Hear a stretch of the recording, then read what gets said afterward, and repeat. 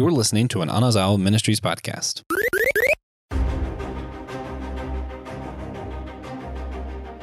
Hey everybody, welcome to Systematic Geekology. We are the Priest of the Geeks.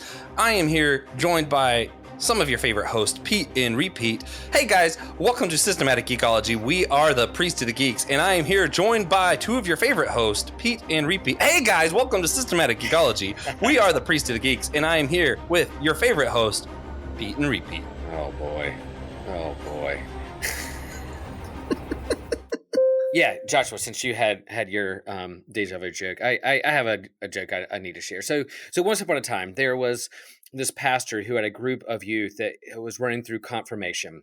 And their confirmation classes wrapped up, and they had to go before the church council, the governing board, kind of the deacons, if you will.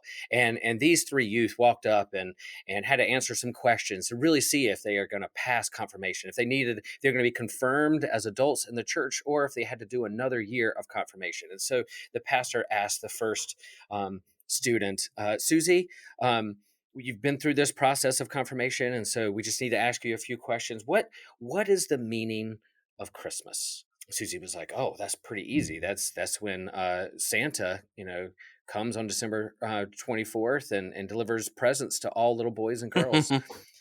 The pastor said, "No, that's important. That's fine out there in the world, but no, that's not what Christmas is. Christmas is when Jesus was born in Bethlehem." I'm sorry, Susie, you're going to have another year of confirmation. So they go to the next student. They go to Christian, and they're like, hey, Christian, what is the significance of October 31st, 1517? And Christian says, "Oh, that's easy. That's when, it was the first Halloween where kids went to door and got candy dressing up in costumes." Yeah. And this pastor's like, "No, Christian, no, yes, Halloween, All Hallows Eve is October 31st, but no, October 31st, 1517 is when Martin Luther nailed the 95 Theses on their church door in Wittenberg.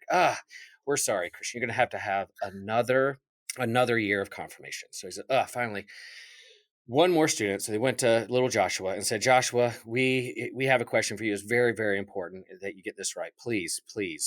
What happened at Easter?" And so Joshua's like, "Oh, that's super easy. Yeah. It is the day that Jesus rose from the dead." The church council and the pastor were proud, and they're like, "Oh, that's fantastic.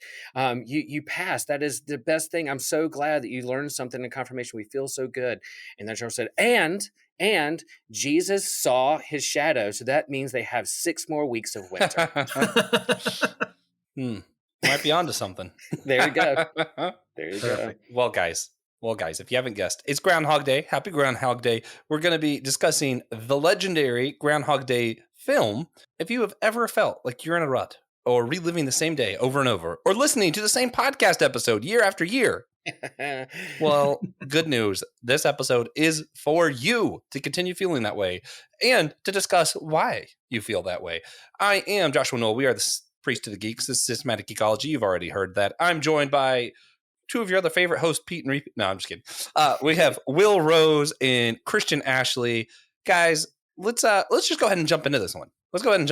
They know we're geeks. We don't have to prove it. We don't have to prove it. Yeah. But this does feel vaguely familiar. I'm having a little deja vu. Like I've done this episode before and talked about this movie before, but I feel like it's been a while, so maybe I'm a different person. Maybe I grew a little bit. Maybe I'm a different kind of guy than I was last time I did this episode. Yeah. It's deja vu for you, but this is the 10,000th time we've done this, and I want to get it right. Well, guys, we're going to jump right into this episode. Will has done this before. Joe Day was on that episode, as well as the previous host, Dan Stewart. And if there was ever a movie we could do year after year, the same episode of, it would have to be Groundhog Day. And release it on February 2nd every year. Every year. We celebrate this holiday vigorously with a profound tradition of doing the same episode over and over, which is why it was extremely important to me that Pastor Will got to be here, so that it is truly, at least partially truly, a repeat. Yeah. That's always good stuff. Pastor Will, did you want to discuss again any of the history of Groundhog Day? I know you have some notes on some of its history. I don't. Yeah, I think, it is Groundhog Day is pretty weird. It is connected to a kind of a loose Christian holiday or holy day called Candlemas. And it's traditionally within Catholic circles, it's a day when Jesus was presented at the temple. It's called the Presentation of Our Lord, and so it falls on February 2nd, Candlemas, and priests on that day, people would bring their candles to the priest, and the priest would bless their candles, knowing that it was going to be more winter. It's going to be a cold winter, and so to light the candle and have the fire of Christ lighting in their homes to bring them more was part of that tradition. So for some strange reason, though, like you can, before meteorology, before like really big advancements in science, people wanted to try to predict and think through how long is this winter going to be, to plan for crops and growing and how much wood we need for fire or whatever. So they started turning to like animal forecasters. I don't know. They start these little like traditions or superstitions to kind of help wrap their head around maybe winter will be shorter this year if this hedgehog or groundhog saw its shadow or not. And so that's kind of where that comes from. And I think, according to my notes, 1887 is when the first recorded one in Pennsylvania, when they got like a hedgehog or groundhog or something to try to see if they could control the weather. I don't know if that's nice. Yeah, right, sure. Why not? Yeah. I listen, if your weathermen are anything like the weathermen in the Carolinas and your weather's anything like the Carolinas, I can't imagine it being that much less accurate than the weathermen. Right. Yeah. But I also have a special connection to this day. I got married on February 2nd. So this is my anniversary that you're listening. I'm not recording on my anniversary. Bump that. I'm busy doing other things, guys. But yeah, so it's a special holiday for that. And we got married. It was 0202-2020, which backwards is 0202-2020. Repeat and repeat. Not a and it was also Super Bowl Sunday when we got married, but we didn't know that when we chose the date. We just knew that the number was the same forward and back. Gotcha. Yeah. Yeah. So, guys, what was your connection to the movie? We talked about the history. What about the film? Christian, what was the first time you've seen it? The first time I saw it was actually last year. For the first time, too, actually. Oh my! I know, like I had been aware it was a thing this whole time, but I was just going through a list of films that I had not seen before. It's like people say this is a classic. I'm going to go watch it. I was like, oh, why did I avoid this for so long? This movie's so good. Mm-hmm. Mine was, I think I actually probably have seen it when I was younger and just didn't remember. But I knew about the new Ghostbusters. I was like, I love Bill Murray. But then I was like, I don't have high hopes in this. Then I heard this podcast by Systematic Geekology talking about Groundhog Day being a classic Bill Murray film. And I was like, you know what? What if I just watch that to get my Bill Murray fill? And that was the first time I remember watching it. I'm pretty certain I've seen it before, but that's the first time I remember all of it was last year because of Pastor Will. So thank you. That's a strong testimony for Systematic Geekology that led you down the road to accept Groundhog Day in your life, and your life has never been the same. So I'm very proud of that moment. All right, you youngsters, here comes the old guy rolling up in his wheelchair to the to the podcast. But yeah, this came out in 1993. I was in college and I saw it in the freaking theaters and saw it with a bunch of friends. We're Bill Murray fans, and we went and saw this movie in the theater. And I remember leaving the theater with my friend, my best friend Doug. We looked at each other and we were like, it's time to live some life. Like we were so inspired by this movie. Like we loved it so much that we were like, dude, seize the day. Don't let your day escape you. Go live life to the fullest. It was a transformative experience for us watching it in the theaters. We were already Bill Murray fans from other movies and seeing Ghostbusters and all that stuff. What About Bob? All that jazz. Like, man, yeah. So Groundhog Day, saw it in the theater, and I've watched it many, many, many, many, many, many times. And I remember even showing it to my own kids, and they loved it. So yeah, Groundhog Day is up there in my favorite movies of all time. So. Being the huge geek that I am, I naturally re-listened to last year's episode earlier today. Oh. And last year, your two hosts both watched it. Your two hosts that weren't Will both watched it when they were 4 years old. Wow. So Christian and I are behind the game. You made a joke about your age and then told that same story, but with a different ending. You said with the Carpe Diem, you guys wanted to go and seize the day. And instead of going to a party or something, the way you seized the day was to go out and get donuts. Yeah. At like 2 a.m. Yeah, I do remember Doug saying like, let's do it. But part of that story also is like it transformed. We're going to live our lives and we're inspired by it. But I there was something where Doug was like, come on, let's maybe we should skip school tomorrow and like drive to blah blah blah. And I was like, nah, dude, we'll get in trouble. Or nah, I'm tired. I got to work. Like I definitely was. It seized hold of me for like 10 minutes. Then reality sunk in. Like I got to be a responsible person. But that was a tradition. We go to movies and then late night donuts is a big part of that friend so group. Funny. Yeah, I mean, it's funny because it reminds me of like the older I get, like all the time, like I'm gonna pull an all-nighter. My all-nighters these days, usually I give up around 11. Yeah. Like that's just, I can't do any later than this. This is ridiculous. Oh man, it's bad. It's funny because I'm pretty sure Christian and I have done an all-nighter at college before watching Doctor Who or something. Several times. Yeah. Anyway, so part of the actually let's do this first. If you had to rate this film based off the last time you remember seeing it, 0 to 10, Christian, what are you rating Groundhog Day? It's going to be somewhere between a 9, 9.5 for me. Yeah, I love this film. It's beautiful. It's well directed. Script is very solid. Love it. Some fantastic jokes. I love when he kidnapped the groundhog and tried to run away. I was like, that's hilarious. For me, I'm gonna give it a 7.5 or an 8. I liked it a lot, but it's not up there for me. It's not up there with like Avengers or Indiana Jones or anything like that. So I'd still put it like 7.5 or an 8, so that those movies can still clearly stand taller.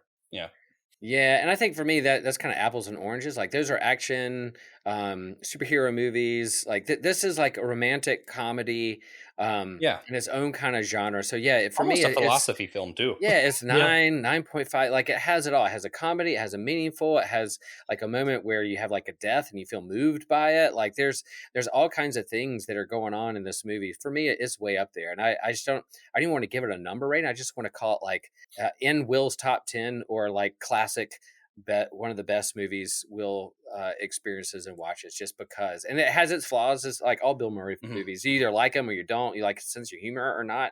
For some people, it's just not people. He's not their kind of their taste in comedy. But I think this kind of spans all the areas that movies could be in. So it's way up there for me. So this is going to be a little bit of a weird analogy, but Doctor Who is my all-time favorite television show.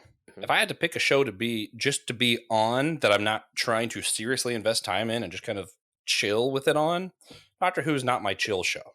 My chill show is going to be like How I Met Your Mother or Scrubs or something. In movies, The Winter Soldier is tied for my 3-way tie for my top all-time favorite movie.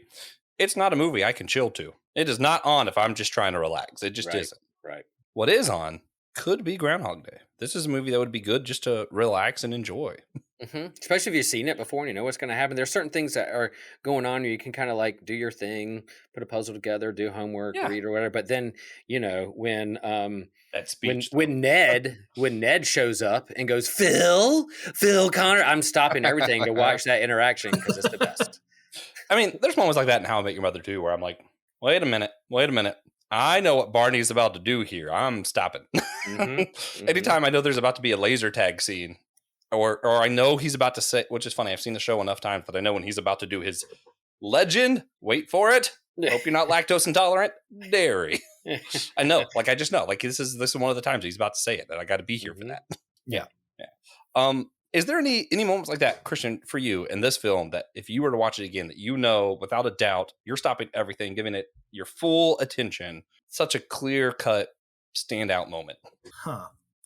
It might be the scene where I think they're in the diner. Yeah. And he's talking to Rita. Is that her name? Yes. Yeah. And he starts listing off, that's his name. He does this.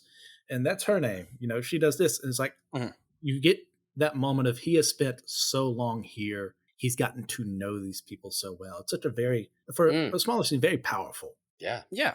Yeah. And from Rita's perspective, they've only been there a day, so Yeah. she's like, "What Yeah. in the world? Who are you?"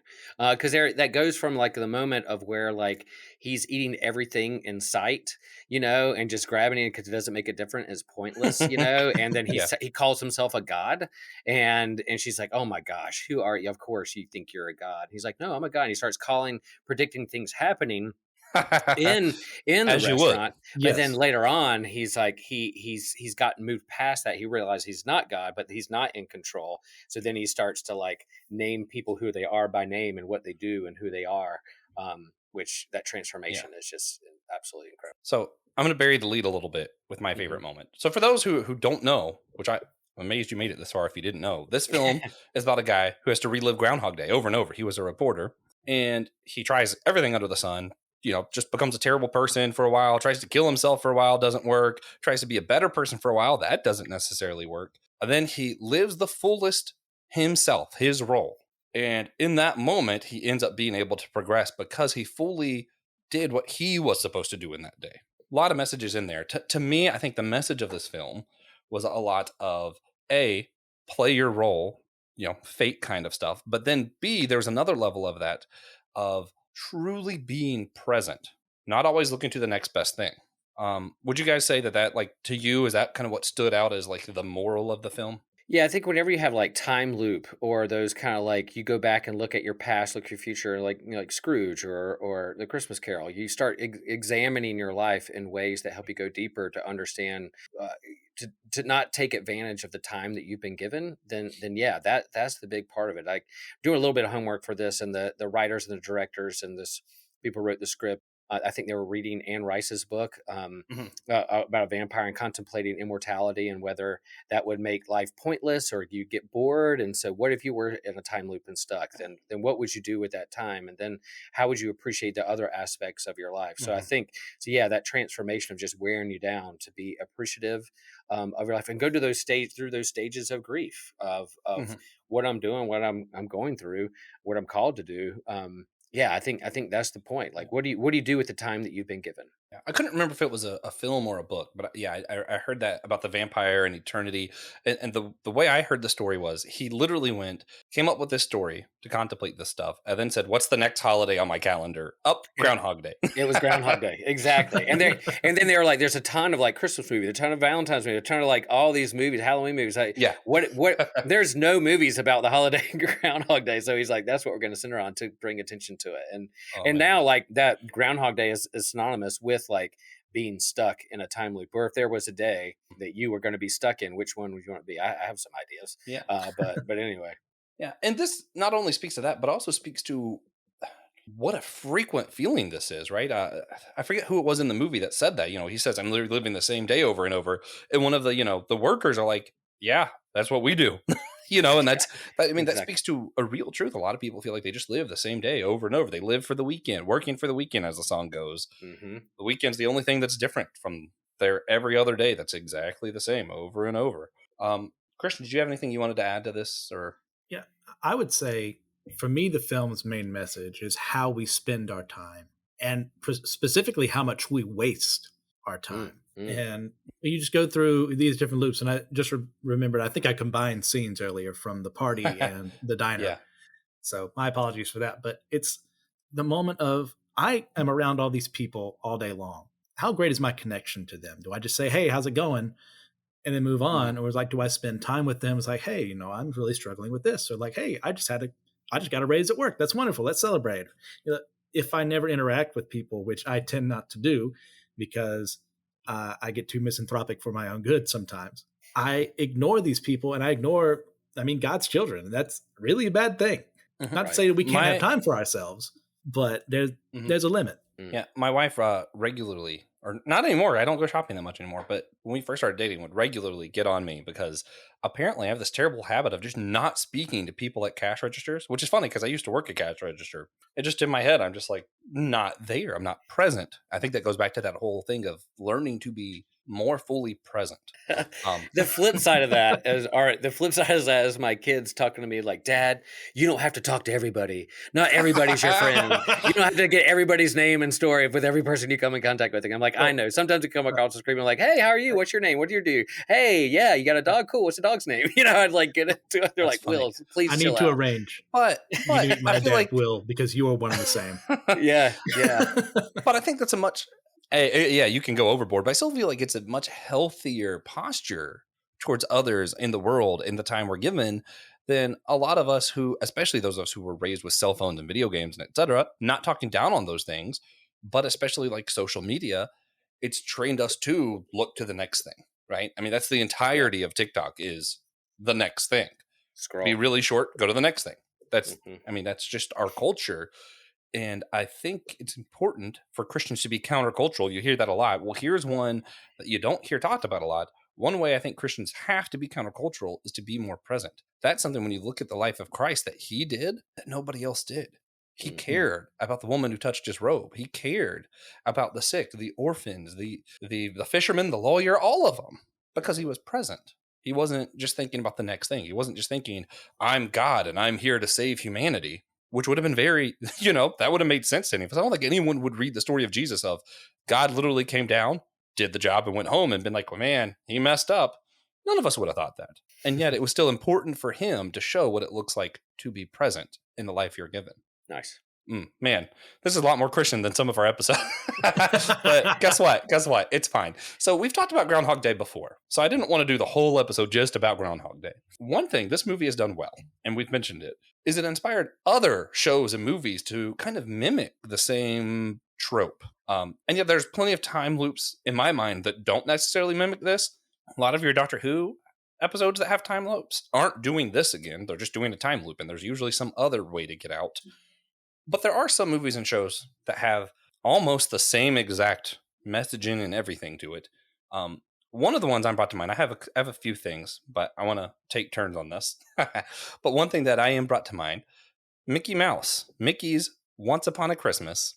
It's like 3 short films wrapped into one, and one is Donald Stuck on Christmas, and it's where Huey, Dewey, and Louie wake up and before they go to bed Christmas Eve, they see a star and they wish that it could be Christmas every day. And guess what? They relive Christmas every day. And at the first time, they're like, oh, toys, this is so awesome. And then they get tired of it. And they're like, you know what? We could do whatever. So they wreck the table and they're the worst kids on the ever.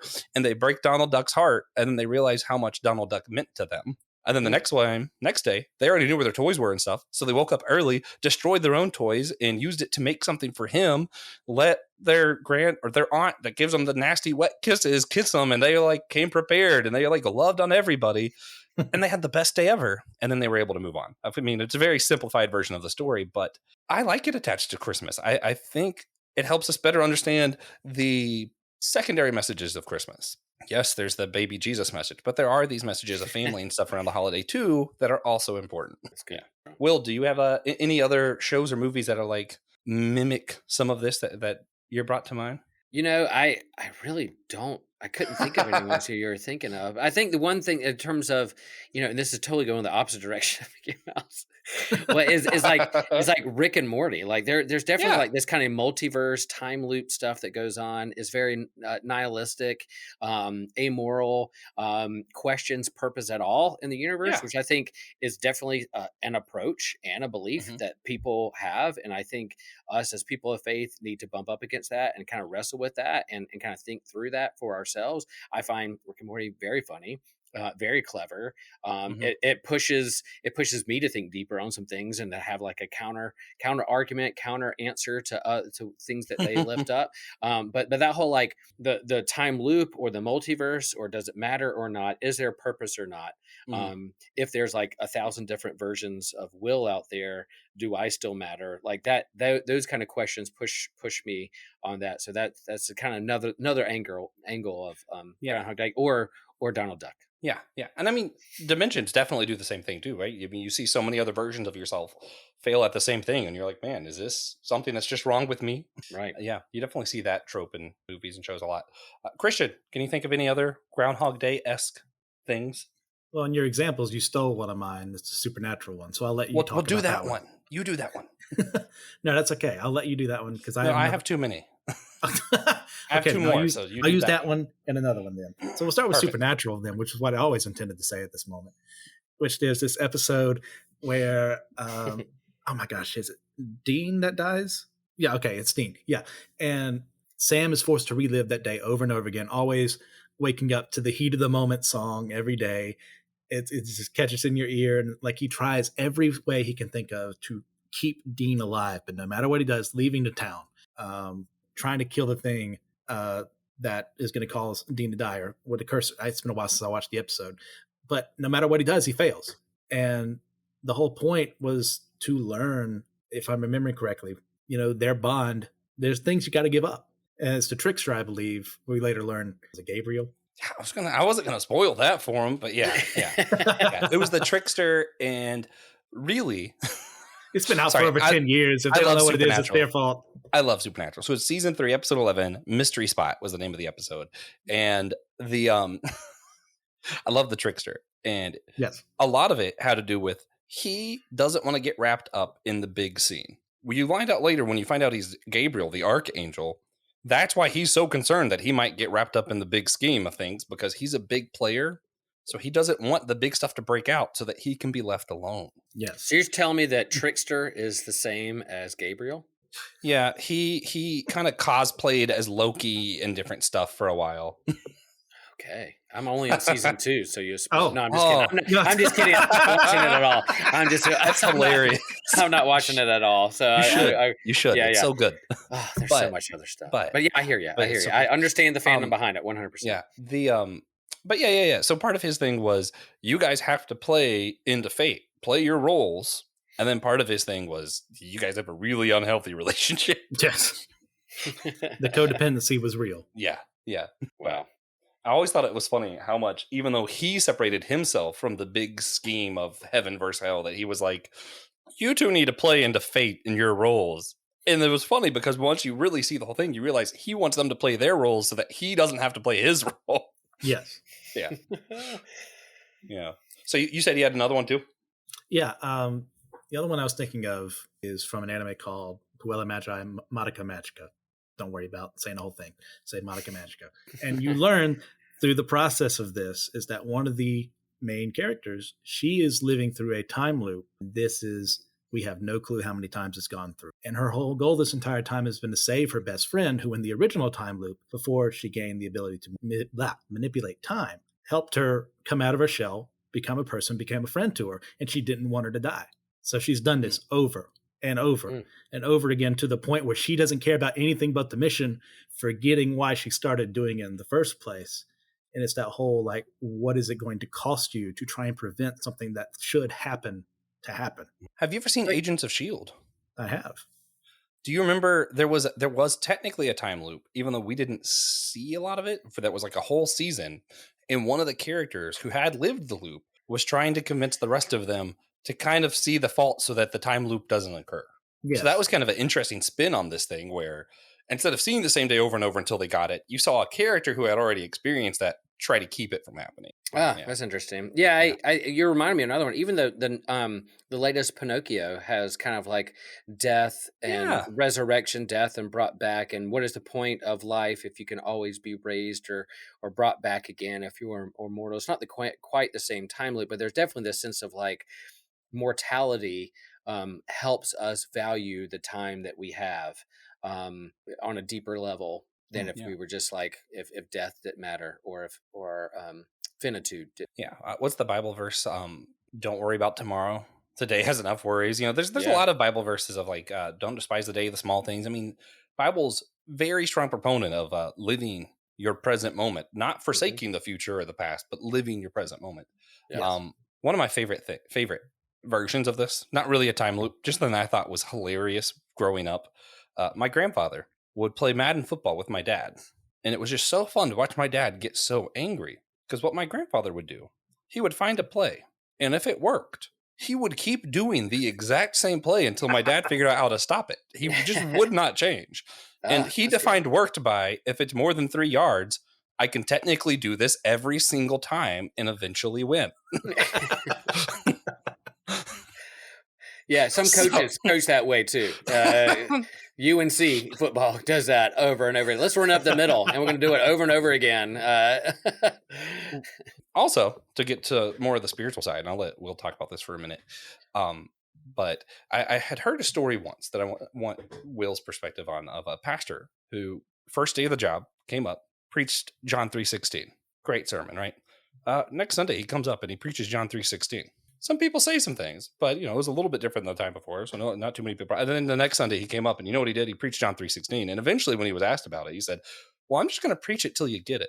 And I always thought that story was really, really funny. It kind of reminds me of Kino recently talked about on our Comic-Con episode. He talked about divine reading, where you read the same passage of the Bible over and over and over and just kind of meditate on it. So I find some of that interesting. Where can we get ourselves in sort of a time loop like that in a way that'll help our faith? Like, how does that relate to Scripture? Yeah. And how we handle Scripture? Yeah, I think what Kino was talking about was Lectio Divine, which is a way to read Scripture kind of over and over again, and to kind of sit with the passage and see what jumps out at you, what phrase or word you can sit with, and each time, perhaps you can go kind of a deeper way into looking at a particular word or phrase or how God is talking to you through that. And yeah, I had a seminary professor who definitely said that everyone has spiritual amnesia. We go throughout our week, we hear the messages from the world that, hey, you have to earn this, you have to be this, you have to look this way, act a certain way.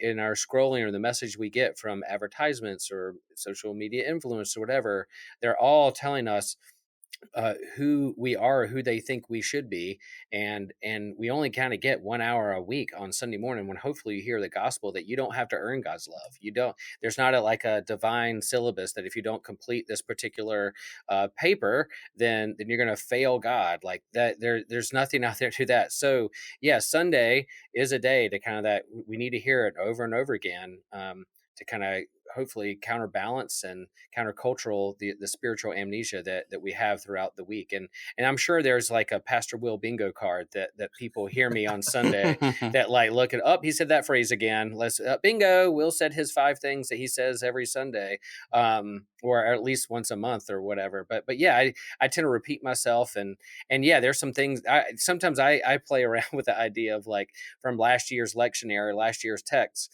doing the exact same sermon to see if anybody remembered. Probably not. But there are probably some stories that I've shared. They're like, oh, I've heard that story before. Yeah, God's a surfer. Yeah, we're saved by grace. Yeah, we know Will. That kind of thing. But I think there's some legitimacy in like beating into people's heads, or there's such a just inundated by so much during the week. We really want you on Sunday to pay attention. That even if I bomb a sermon on Sunday, they're going to hear over and over again if they come to the communion table that this is Christ's body and blood given for you, and they don't have to do anything to earn it. It's there for them. So come and eat, come and taste the goodness of the Lord. So that if I don't do anything right on Sunday, or whatever happens to you week from Monday to Saturday, you can at least come on Sunday and hear the good news into the community. Oh yeah, amen. This is a terrible take on what you were just saying, but I promise it ends well. I promise. Okay. All right. Let's live up to those expectations and opinions. Joshua. God help us. God help us. Here we go. I had a professor, and this was, I didn't mean terrible as in a bad opinion. I meant terrible as in, I tried to cheat. So I had a professor who every class, there was a Christian leadership class, he constantly brought up transformational leadership. And then he would talk about how bad transactionalism is. So when I had to write a paper and I forgot until the last moment, you know what I did? I found as many excuses to use those 2 words as possible, because I'm like, this is his lingo, so he'll like this, and then I'll pass. And it worked. And I was like, aha, I pulled one over on him. Guys, it's been like 10 years, and you know what I still remember? Transformationalism and transactionalism. And I'm like, man, I thought I got him, but he got me. He tricked me. Tricked me into learning, man. Boom. There you go. There you go. Yeah. Love it. Good story. Fantastic story. It works. But it's because he repeated the same words. I mean, it stuck. Yeah. So other things. We talked a lot about time. So naturally, we have to ask, Fate is a big thing with this. Play your role, right? When he lived his role and he truly did the reporting on Groundhog Day, he was able to move forward. Do we believe in fate? Do we believe in predestination? Where do we stand on sovereignty? Pastor Will, answer all of life's biggest questions for us in 10 seconds or less. This is whole church now.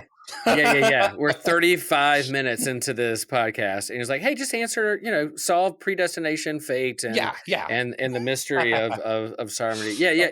There's not a there's no short answer. I would say, you just had a couple guests on your whole church podcast of open relational process theologians who would kind of push on predestination and sovereignty. Oh, yeah.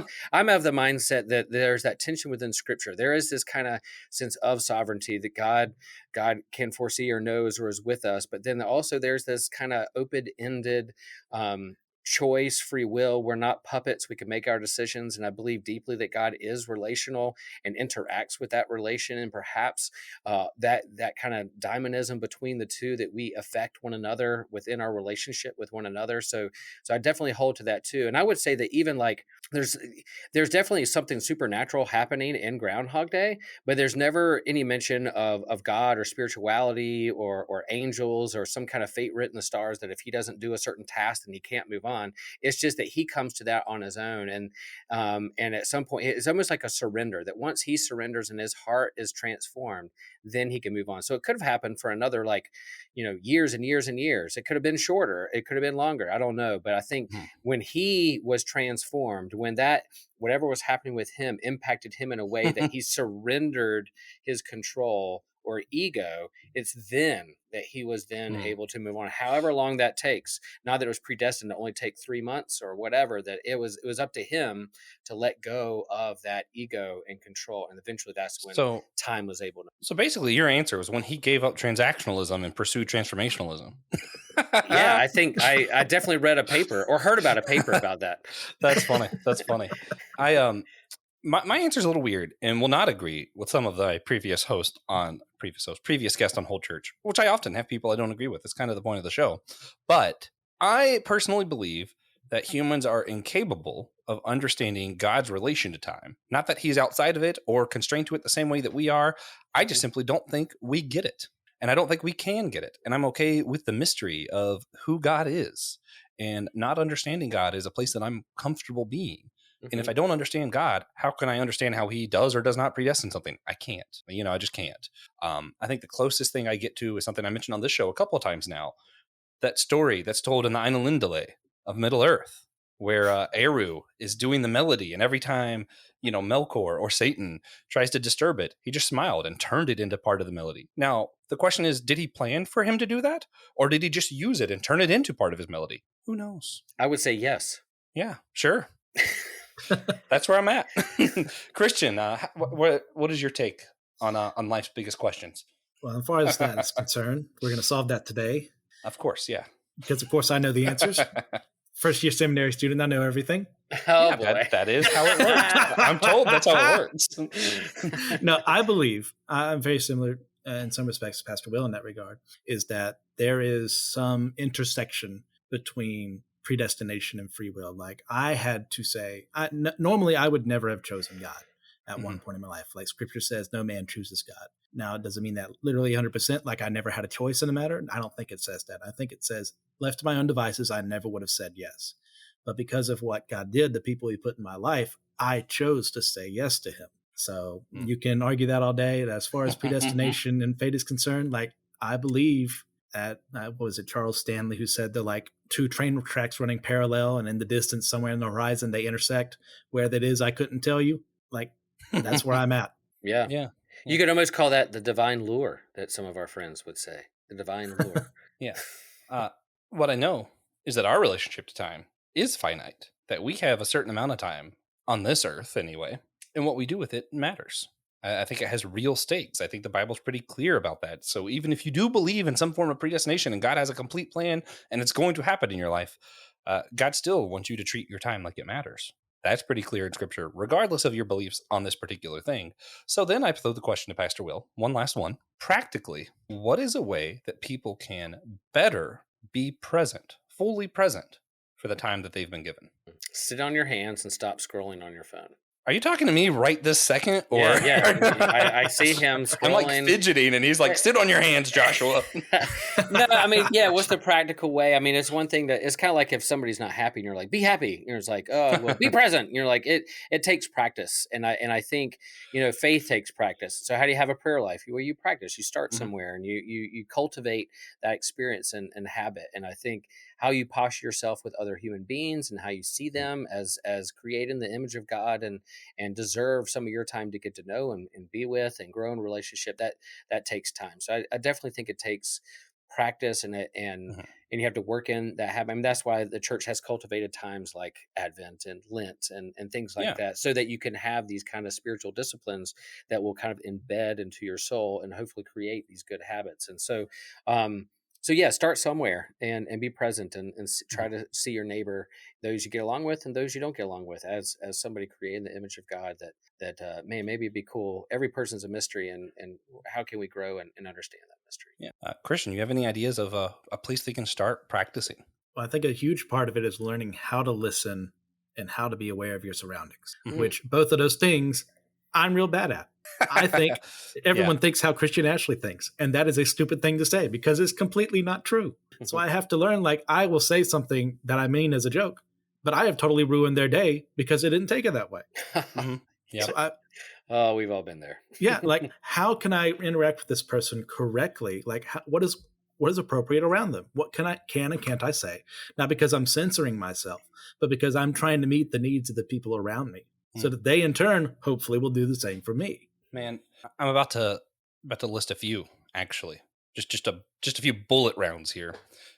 One, don't go to church a little bit late and leave a little bit early. How about you go a little bit early and leave a little bit late, and intentionally talk to other people who attend your church. Assuming you attend a church, not everybody does. Hey, next time you see yourself at the mall or in a public area and you're on your telephone ignoring everybody, texting or on an app, immediately, once you notice, put your phone down and ask somebody how they're doing. Next time you're at the cash register, ask them how their day's going. Ask them about their shift, when it ends. Be more like Pastor Will. Have real conversations with people instead of treating them like a little robot that's just there to do a job. Yeah. And as we do these things, Pastor Will, what do you think will change in the world around us? I definitely think it'll make a difference. I think it's so, well, if you ask someone at the cash register just straight out without any warm up when their shift ends, I think they could come across a little wrong. So don't do that. I would say don't ask, hey, when's your shift end? That could come across really wrong. Yeah. But yeah, I think like it definitely would be like, I think the pandemic has taught us how interconnected we are and how hungry for real authentic connections and relationships we long for in community. And I think that is where that begins. Where do you find your community? And that's what we hope to cultivate here at Systematic Ecology, a community online, and you're starting to go to Comic Cons and see people in person and connect with people, let them know they're not alone in their questions. And I think that's what churches hopefully do. I just kind of talked about systematic ecology and community in my sermon this past Sunday, as an example. And then I was honest with my church to say, like, part of what I've learned at systematic ecology, I've learned first here at Holy Trinity in terms of how we're open and honest with our own questions and what we wrestle with and what we long for, and creating a wide table where people can pull up a chair and be a part of that conversation. So yeah, it'll go a long way. And I think people are hungry for that. I'm hungry for that, and we'll keep striving for that. Yeah. The Jesus, I think, is the one who said to not hide your candle under a bushel. And I'll challenge you, when you go to the gas station, buy a drink, don't talk to the register and leave, you have a light that you just went in there and made sure that no one had the opportunity to see because you didn't bother to spend time talking to anyone. Don't hide your Candlemas under a bushel. Yeah. Is that what you're saying?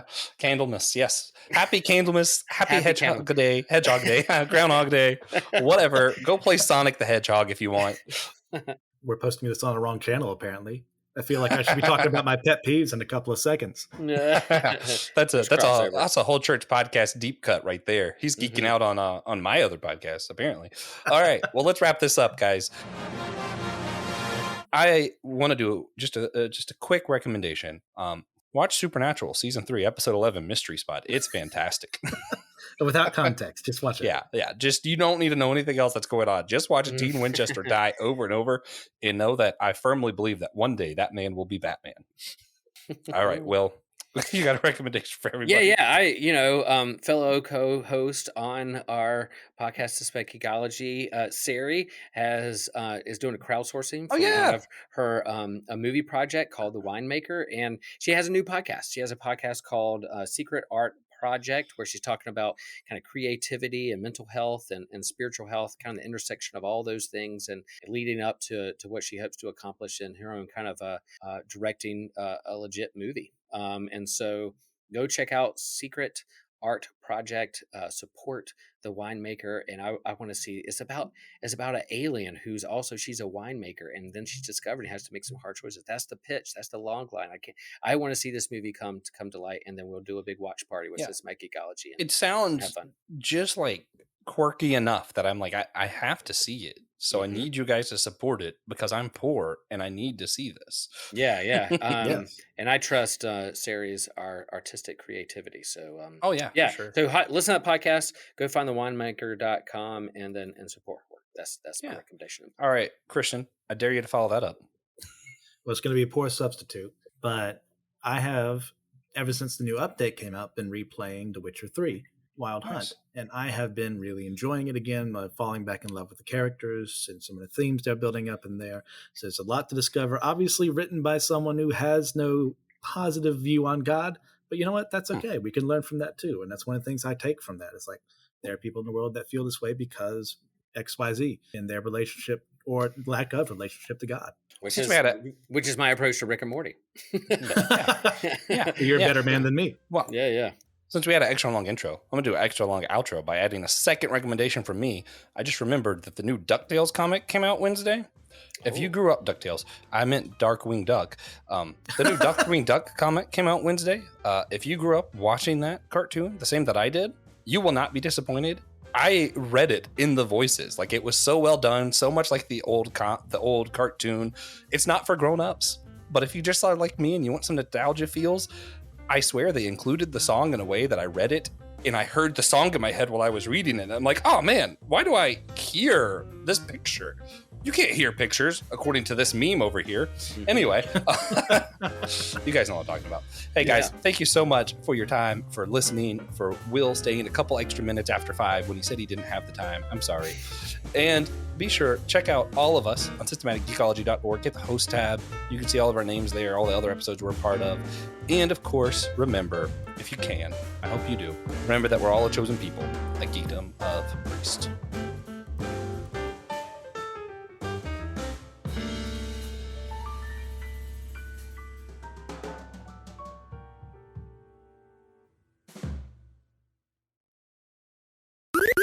This was an Anazao Ministries podcast. If you enjoyed this show and would like to learn more about our network, be sure to check out the Anazao Ministries podcast network.